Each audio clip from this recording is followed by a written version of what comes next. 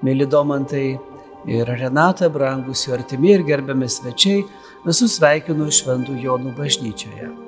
Šiandien mums džiaugsmas ir garbė kartu švęsti šią santuoką, kai jūsų artimi žmonės Dievo ir bažnyčios akivaizdoje vienas kitam prisieks meilę, pagarbą, ištikimybę ir savo kuriamai šeimai prašys Dievo palaimos.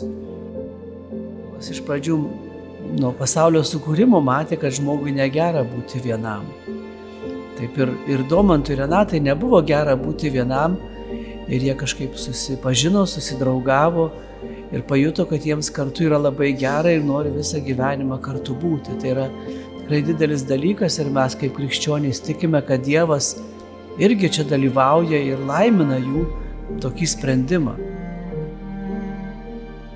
Renata, imk šį žiedą, mano meilės ir pagarbos ženklą, vardant Dievo Tėvo, Sūnaus ir Šventosios Dvasios. Domantai, imk šį žiedą, mano meilės ir pagarbos tau ženklą, vardant Dievo Tėvo, Sūnaus ir Šventosios Dvasios.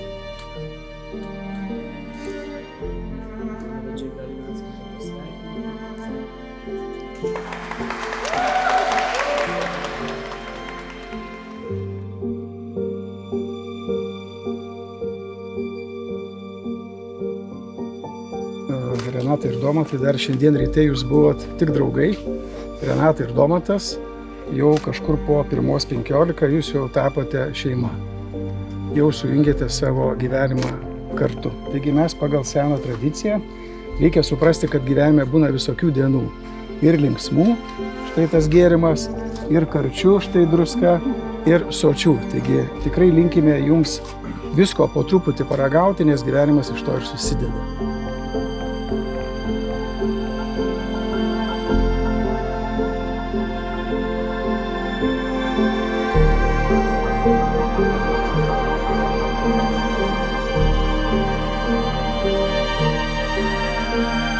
Kad Renatos ir Domanto ryšys būtų šviesus ir stiprus per visas gyvenimo dienas.